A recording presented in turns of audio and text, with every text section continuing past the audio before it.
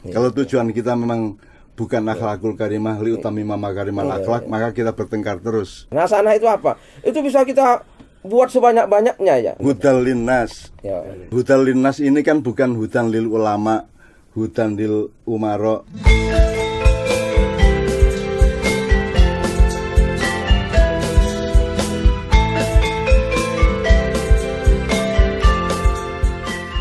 Oke, bismillahirrahmanirrahim. Assalamualaikum warahmatullahi wabarakatuh. Waalaikumsalam. Kali ini kita belajar kepada Kiai Muzamil.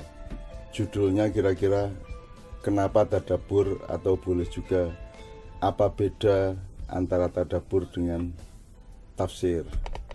Jadi kita akan belajar dari makna kata, epistemologi sampai konteks-konteks dan aplikasi-aplikasi. Nah, di Ma'iyah kan memang selama 10 tahun lebih ini kita menyebarkan dan mencoba memperkenalkan bahwa tadabbur itu tanpa melawan tafsir ya. Tadabbur itu juga sangat penting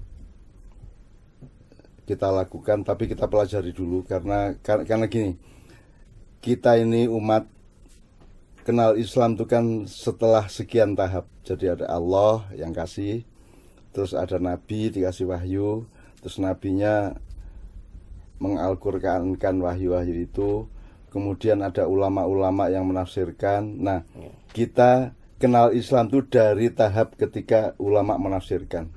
Apakah itu berupa fikih secara khusus atau syariat Islam secara lebih menyeluruh. Secara ilmu kata apa bedanya tafsir dengan tadabbur?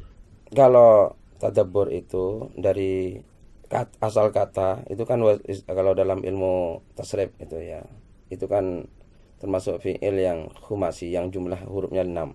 Ta, dal, ba-nya 2, ra, jadi 5 gitu ya. Setiap kata yang 5 itu dalam bahasa Arab itu mesti akar katanya 3. Jadi begini, kalimat dalam bahasa Arab itu ada sulasi, ada rubai. Sulasi itu yang bangsa 3 huruf, rubai yang bangsa 4 huruf. Nah, dari 3 bisa ditambah 1 jadi 4, tambah 2 jadi 5, tambah 3 jadi 6. Dan paling banyak 6. Paling sedikit 3 huruf, paling banyak 6 huruf. Itu kata dalam bahasa Arab. Terus ada yang bangsa 4, memang dia 4. Ditambah 1 menjadi apa? Akarnya memang 4. Akarnya memang 4 huruf, dan ditambah 1 menjadi 5, tambah 2 menjadi 6, enggak ada 7. Nah, dari kata yang tadinya 3, apakah dijadikan 4, 5 atau sampai 6 itu mesti ada faidahnya. Jadi kalau kata ada fungsinya maksudnya. Ada fungsinya, ya. Jadi ada maksudnya. Jadi kenapa kalimat dirubah? Itu kan mesti ada makna. Kata dirubah. Ada ya. Kata bermutasi dari 3 huruf menjadi 4 huruf, menjadi 5 atau 6. Iya. Ya. Itu mesti ada tujuannya, makna yang dimaksud, dan itu yang disebut tasrif dalam bahasa dalam bahasa Arab. Jadi tasrif itu adalah merubah satu kata dari akar katanya tadi kepada bentuk yang lain karena ada ma'anin maksudah, makna yang dimaksud. Jadi tadabbur itu kan 5. Itu dari 3. Dari kata dubur itu 3. Ada kerjanya apa? Dabaro yadburu. Ya, yang artinya belakang. Gitu, belakang. Kalau dipindah ke wasan tafa'ala, itu jadi mendalam. Gitu ya. Jadi mendalam. Jadi apa ya? Intensif atau ya, intensif. dalam, ya. Wasan tafa'ala. Jadi misalnya orang syahadat itu muntasahud, itu kan ke dalam. Iya. Ada intensitas. Ada intensitas. Nah, internal, ya. Oleh karena itu tadabbur itu intensitasnya ke dalam. Maka betul orang Jawa mengartikan itu angen-angen. Karena angen-angen itu kan jero, gitu ya. Angen-angen sak maknanya itu loh ya. Ya. Itu tadabbur. Jadi tadabbur itu pekerjaan ke dalam. Pekerjaan ke dalam. Kalau dabaro, Ya. yadburu itu Ya. mengeluarkan sesuatu. Mengeluarkan sesuatu. Nah, Ya. yang kita ingin teguhkan pemahaman kita adalah kenapa Ma'iyah punya kecenderungan untuk lebih melakukan tadabbur dibanding tafsir, meskipun dengan pengertian bahwa di dalam tadabbur diperlukan juga tafsir. Jadi pertama yang kita ingin tahu, kalau tafsir itu dari apa, Pak? Dari fasaro yapsaru. Basiro yabsaru fasron, artinya itu terang bayan. Jadi satu kata dengan bayan. Jadi bayan, terus bayan atau membuka tutup. Jadi sesuatu yang tertutup dibuka itu fasron. Nah, dirubah kewasan fassaro yufassiru tafsiron, itu keluar. Jadi dia menjelaskan keluar, bukan ke dalam memang. Kalau fa'ala yufa'il itu beda dengan seandainya tafassaro ya tafassaru tafassuron. Itu ke dalam. Memperjelas ke dalam. Kalau tafsir itu keluar. Gitu. Itu dari ilmu kata ya. Sekarang dari ilmu dari fungsi atau aplikasi atau fakta sosial keagamaan selama ini. Sepanjang Pak Muzamil mengamati, kan tradisi kita tafsir, Pak. Betul. Sekian belas abad yang tradisi kita tafsir, dan fenomena tadabbur itu baru muncul di Ma'iyah. Jadi orang cenderung menafsiri Quran dan hasilnya ada fikih, ada macam-macam, ya. Tapi kita memulai dengan mentadabburi Al-Quran. Kan begitu, Pak Muzamil. Ya, itu kira-kira bedanya apa? Karena yang ingin kita capai berbeda. Kalau tafsir itu yang ingin dicapai adalah kebenaran ilmiah kan. Sedangkan tadabbur yang ingin kita capai adalah pelajaran dari Quran untuk kebaikan akhlak ke dalam diri kita. Nah, ke dalam diri kita. Nah, itu berbeda. Antara ilmiah dan akhlak nanti dulu, Pak. Tapi intinya adalah kan di dalam tadabbur kan diperlukan tafsir juga, Pak. Iya. Cuman fungsi tafsir itu berdasarkan kehendak tadabbur, bukan tafsir untuk keluar, tapi tafsir untuk ke dalam. Mestinya memang seperti itu. Oleh karena itu, maka yang diperintahkan dalam Quran kan tadabburnya. Karena tafsir jadi itu kita sekarang berkembang ke situ. Al-Quran sendiri, Allah sendiri itu merekomendasikan atau menuntun kita itu untuk menafsirkan atau untuk mentadabburi, Pak. Mentadabburi. Jelas ada ayat 2 dalam Al-Quran itu. Yang satu istilahnya ayat itu Allah tidak dalam bentuk perintah, tapi sangatnya mengena karena ayatnya redaksinya begini, afala yatadabbarunal Quran. Apakah mereka tidak mentadabburi Al-Quran? Am ala qulubihim akfaluha, ataukah hati mereka itu sudah tertutup, ada kuncinya, tertutup rapat. Ada katupnya yang tertutup. Itu asbabun nuzulnya ayat itu pada waktu itu seperti apa sehingga Allah itu memberikan pertanyaan seperti itu? Ya, fenomena banyaknya orang-orang munafik itu fenomena orang munafik, dan mereka juga mempertentangkan Al-Quran karena ada ayat lain, afala yatadabbarunal Quran walau kana min indi ghairillah lawajadu fihi ikhtilafan katsira. Gitu ya. Jadi apakah mereka tidak mentadabburi Quran? Ini orang-orang yang ragu kepada Quran, gitu ya. Oleh Allah. Seandainya Quran itu tidak berasal dari Allah, niscaya mereka akan menemukan pertentangan yang sangat banyak. Wong turunnya dalam waktu 22 bulan. Tidak sekali. Jadi kita tidak menyalahkan tafsir, tetapi sebaiknya setiap muslim itu melakukan tadabbur untuk dirinya masing-masing, kan begitu kan? Betul. Karena sekarang semesta nilainya berbeda. Jadi kalau tafsir tadi menurut Pak Muzamil kan menjelaskan keluar, berarti itu ilmu, Pak ya? Iya, ilmu. Kalau tadabbur itu akhlak. Jadi tadabbur itu kalau kata Pak Muzamil seperti dubur.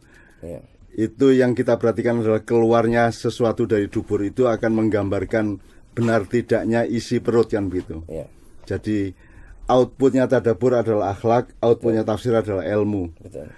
Ini ya kita tegaskan ini ya. Padahal Rasulullah kan innama bu'itsu liutama makarimal akhlak, bukan liutama makarimal ilmi, bukan liutama makarimal apa-apa yang lain, tapi makarimal akhlak. Nah, akhlak ini kan satu pasal tersendiri, satu topik tersendiri yang bisa kita, atau kalau kita belok dikit Pak Muzamil, akhlak kan dari akar kata yang sama dengan makhluk ya.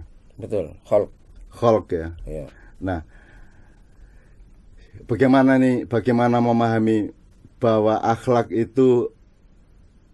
kan seolah-olah selama yang dikenal itu kan akhlak itu kan perilaku sedemikian rupa yang hasilnya begini begitu, tidak boleh begini, tidak boleh begitu, harus begini, harus begitu. Tapi berlaku untuk makhluk. Tapi secara kata dia berasal dari akar yang sama. Gimana menjelaskannya Pak Muzamil? Ya, kalau makhluk kan ada kholqun pakai fathah, terus pakai khulukun. khulukun. Ya, itu memang akarnya sama. Jadi kedua-duanya itu sama-sama ciptaan Allah. Jadi Allah bukan hanya menciptakan yang fisik. Khalqun kan lebih kepada fisiknya manusia.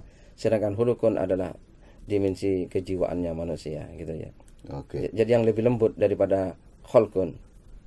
Khuluk itu lebih lembut daripada khulukun. Lebih lembut. Kalau akhlak, jamaknya khuluk. jawabnya khuluk. Ya. Saya membayangkan kalau pakai estetika ya. Jadi kalau Anda tidak berakhlak, Anda bukan makhluk. Gampangannya kan gitu. Iya. Kalau kita ngomongnya estetika. Betul. Iya. Kalau Anda tidak memakai akhlak, berarti Anda bukan makhluk. Artinya kayak Anda itu bukan ciptaan Allah kan gitu. Ya, tidak punya kesadaran sebagai makhluknya Allah. Ya, kalau Anda punya kesadaran sebagai sesuatu yang diciptakan Allah, maka Anda berperilaku atau berakhlak sedemikian rupa sebagaimana yang Allah anjurkan atau tuntun kan begitu. Betul. Jadi khalaqa khulukun akhlakun yaitu makhluk. Ya. Sesuatu yang diciptakan Allah sendiri al-khaliq, jadi dia yang maha berakhlak. Boleh enggak itu, Pak? Ya boleh. Jadi Allah bukan hanya maha pencipta, tapi Allah yang maha berakhlak. Ya. Nah, akhlak pasti dengan konotasi karimah kan gitu. Ya. Oke. Nah, jadi kita ingin tegaskan Pak Muzamil bahwa kalau tafsir itu urusannya adalah ilmu. Kalau kita bergerak ke wilayah sosial, kan orang sekarang pengen pinter, pengen kaya, pengen sakti, pengen hebat, pengen berkuasa, pengen terkenal. Sangat sedikit yang pengen baik kan begitu. Iya. Nah, kalau kita ngomong tadabbur sebenarnya pinter kan boleh, tapi diikat harus menjadi lebih baik. Ya. Kaya boleh, tapi dia merupakan alat untuk supaya manusianya menjadi lebih berakhlak atau lebih baik kan begitu. Demikian juga kekuasaan, popularitas dan lain sebagainya. Jadi kalau tafsir itu kan urusannya kan bukan akhlak, Pak. Ya. Pokoknya penjelasan ilmiahnya begini, keluarnya begini. Ya. Tapi tidak mengikat penafsirnya maupun yang mendapatkan informasi tafsir untuk berakhlak toh. Tidak mengikat. Tapi kalau tadabbur, mengikat. Kalau tadabbur mengikat. Jadi sebenarnya dalam tadabbur outputnya adalah akhlakul karimah. Ya. Dan itu sangat mengikat. Ya. Nah, inputnya boleh ilmu juga, boleh kekayaan, boleh apapun saja, asalkan outputnya akhlakul karimah. Outputnya itu kebaikan. Nah, kebaikan itu kan kalau secara sosial budaya bisa kita lebarkan. Sayang sama makhluk Allah yang lain, saling menyelamatkan satu sama lain, tidak menyakiti, tidak membunuh, ya, tidak merusak keseimbangan, macam-macam ya kalau yang namanya baik itu Pak ya. Itu satu tema lagi yang sangat luas. Tapi yang kita ingin tahu dan tegaskan dari Pak Muzamil adalah bahwa tradisi tadabbur ini menurut Pak Muzamil lebih diperlukan oleh umat Islam ataukah ini dianggap menentang tafsir? Jadi saya kira memang tadabbur yang harus dilakukan karena itu perintah dari Allah Subhanahu wa taala. Dan tafsir mestinya itu dilakukan juga dalam rangka memperkaya tadabbur, gitu ya, supaya orang dalam mentadabburi Quran itu punya kekayaan ilmu. Ya. Maka butuh tafsir. Maka tafsir memang harus ilmuwan.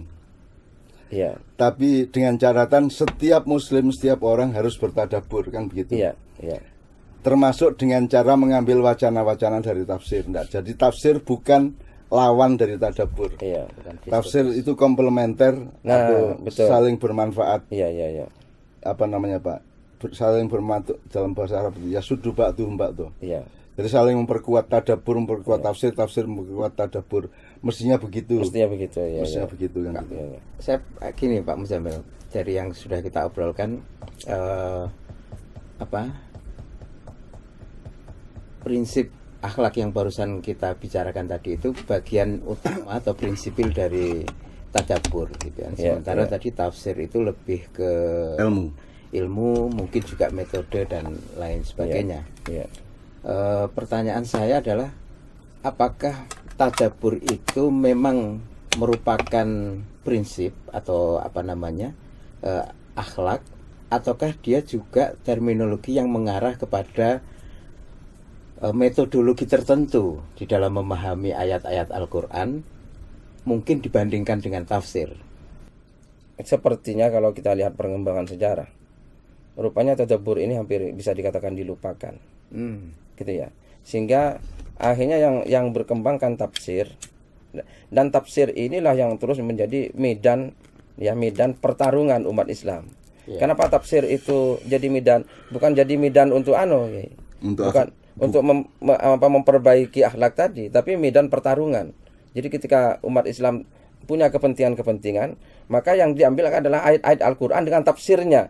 Maka terjadilah versi-versi tafsir yang saling mempertegas kebenarannya berdasarkan dan tidak Al-Quran. Diikat oleh satu tujuan yang sama, yaitu akhlakul karimah. Jadi kalau tadabbur, outputnya harus akhlakul karimah, kan gitu. Boleh hebat apa tidak tafsirnya, boleh detail apa tidak, sanadnya pun boleh nyambung apa tidak, tapi asalkan hasilnya itu akhlakul karimah. Kepada apa saja. Jadi kita berakhlakul karimah kepada Allah, kepada malaikat, kepada nabi, kepada alam, kepada binatang, kepada sesama manusia, kepada apa saja. Itu ikatan tadabbur. Jadi tafsir itu tidak akan menimbulkan aliran-aliran madhab-madhab yang arogan satu sama lain dan saling menista satu sama lain. Andaikan mereka bersepakat bahwa outputnya mau Syiah, mau Sunni, mau Hanafi, mau Hambali, outputnya haruslah akhlakul karimah. Karena Rasulullah mengatakan innama bu'itsu liutammima. Maka jadi kita bukan pinter-pinteran tapi baik-baikan. Makanya fastabiqul khairat. Apakah kita bisa mengatakan bahwa semangat atau spirit tadabbur itu sebenarnya adalah adab atau akhlak di dalam menafsirkan Al-Qur'an? Bisa juga. Ya. Mestinya itu memang seperti itu. Jadi at-tafsiru bi adabi tadabbur ini. Iya, bisa ya. Bisa menafsirkan dengan adab atau etika. Seandainya tidak seperti itu, Mas Ilmi, tidak terjadi perpecahan-perpecahan itu sebetulnya. Ini yang kenapa kita terjadi perpecahan dan terus akhirnya perpecahan ini bukan hanya dari perpecahan berpikir, gitu ya. Perpecahan perwujudannya, sosial politik dan lain-lain. Dan sulit disatukan. Jadi sampai tahu bagaimana saling serang, katakanlah antara Sunni dan Syiah dengan memakai tafsir terhadap ayat-ayat. Itu kan sampai sulit dipertemukan. Itu baru antara Sunni dan Syiah. Terus belum antara pendukungnya Sayyidina Ali dan pendukungnya Muawiyah. Sama-sama pakai ayat Al-Qur'an dan tafsirnya masing-masing. Terus Khawarij juga seperti itu. Kenapa? Karena mereka mentafsiri Quran itu. Nah, terus setelah itu ada Mu'tazilah juga dan seterusnya. Dan ini jadi ada umat Aliyin, ada umat Muawiyin, ada umat sekarang ada umat belum lagi yang pecahan-pecahan kecil-kecil, NU, Muhammadiyah, MTA, apa segala macam. Itu karena sejak awal kita tidak menyepakati satu tujuan akhir, yaitu akhlak fastabiqul khairat tadi. Gitu. Jadi kalau di Ma'iyah kan sudah kita omongkan, apapun saja tafsirmu itu kan terletak di dapur. Tapi di suguhan warungnya itu harus sehat dan bersih dan maslahat untuk siapapun saja yang datang ke warung itu. Nah, jadi saya kira ini satu tradisi yang dipertegas oleh Pak Muzamil bahwa Helmi mengatakan tadabbur itu bisa menjadi sistem etika. Jadi menjadi adab. Betul. Jadi silakan menafsirkan, silakan pinter, silakan kaya, silakan sakti, silakan hebat, asal dengan etika tadabbur kan gitu kan. Itu. Dengan adab bagus tadabbur. Bagus itu. Bagus, Mas Ilmi, bagus itu. Saya kira itu poin penting ini. Saya kira poin penting. Sehingga kita tidak liar dalam boleh. Jadi semua penafsiran itu boleh aslinya. Kalau kita mau baca semua kitab tafsir, penafsiran beliau terhadap ayat bagus-bagus juga. Bagus. Bukan memang Quran memungkinkan untuk diambil itunya. Gitu ya. Jadi kita dari satu kata itu Mas Ilmi ya. Ya. Contoh kita mau bicara hasanah misalnya ya. Rabbana atina fid dunya hasanah. Hasanah itu apa? Itu bisa kita buat sebanyak-banyaknya ya. Bagi orang yang ingin kekuasaan, hasanah itu kekuasaan. Bagi yang orang yang inginnya kaya, hasanah itu kekayaan.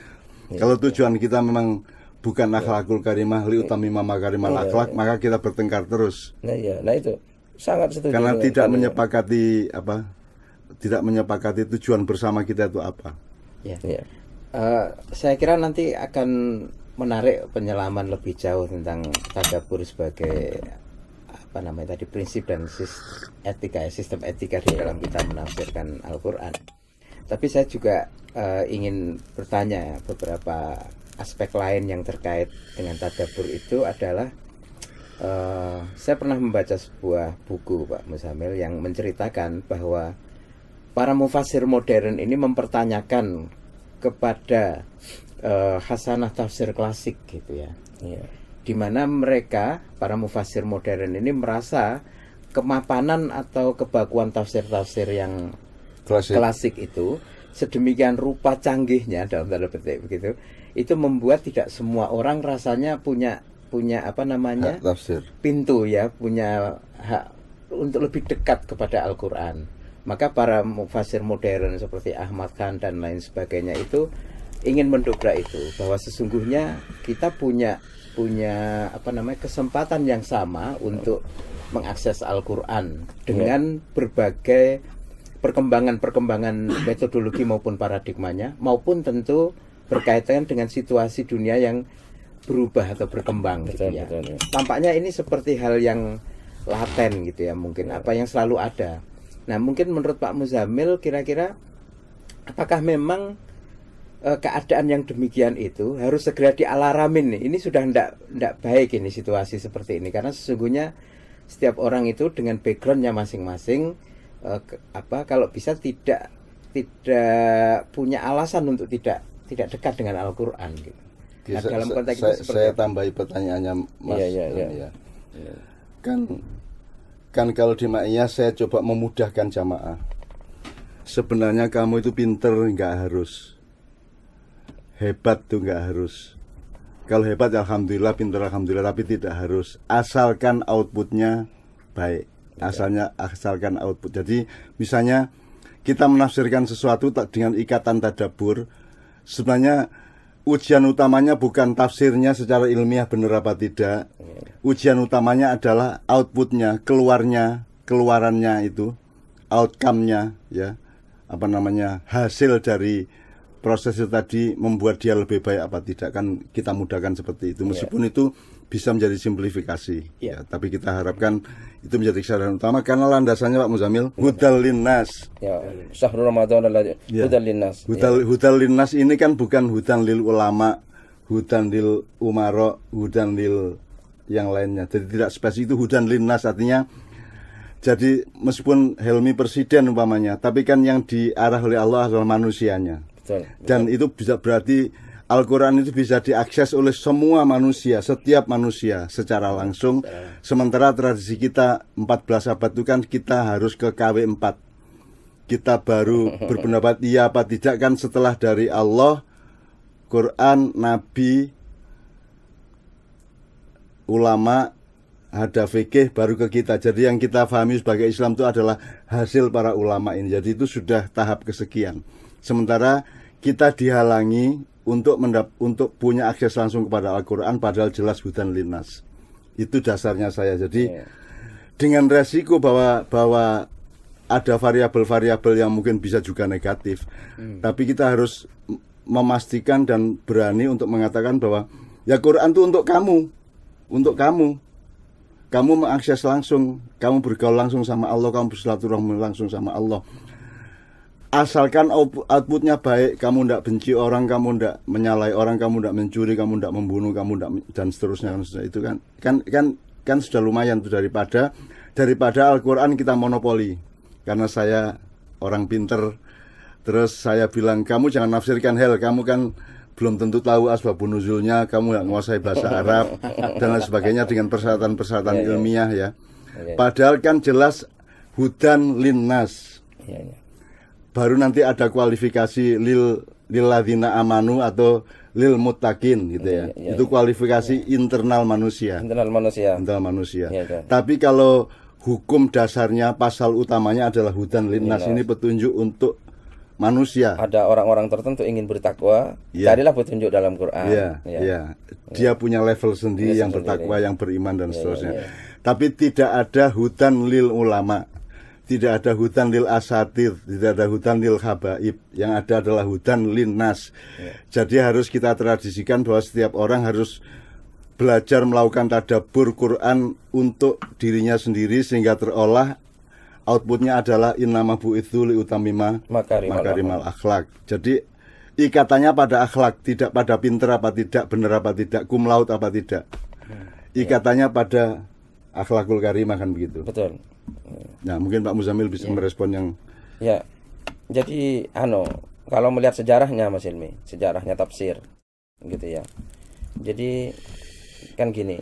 Jadi pada masa Rasulullah gitu ya, ada Quran, terus mufassir utamanya adalah Rasulullah. Dan sahabat yang hidup adalah memang masyarakat Arab, Quran turun dengan bahasa mereka. Jadi Rasulullah relatif sedikit yang diperlukan Rasulullah untuk dijelaskan kepada bangsa Arab pada saat itu. Kenapa? Karena Quran diturunkan kepada mereka dan bahasa adalah bahasa mereka gitu ya. Meskipun juga sahabat pernah salah dalam memahami Quran dan langsung diluruskan oleh Rasulullah gitu ya. Banyak sahabat yang mengalami kesalahan dalam memahami Quran itu. Dan kemudian setelah itu Rasulullah adalah masa sahabat. Nah, terus ketika Islam itu masih di tempatnya di Madinah, di Mekah, di Jazirah Arabia yang masih tidak jauh, itu masih tidak terlalu banyak masalah. Tapi semakin banyak masalah ketika Islam berkembang masuk ke kemana-mana, dan berbarengan dengan itu juga ada persoalan-persoalan di luar itu, yaitu terutama pertentangan kekuasaan dan politik. Iya, apalagi nanti terkait dengan kekuasaan politik, dengan harta benda, terkait dengan apa namanya, akses dan lain sebagainya. Akhirnya yang inti dari kasus antara tafsir dan tadabbur itu tidak tercover, tapi efeknya jauh lebih besar. Jadi itu lebih besar pasak daripada tiang, kan begitu. Nah begitu jadinya. Nah sebenarnya yang terjadi. Nah maka ini kalau tidak ada dialektika memang berbahaya.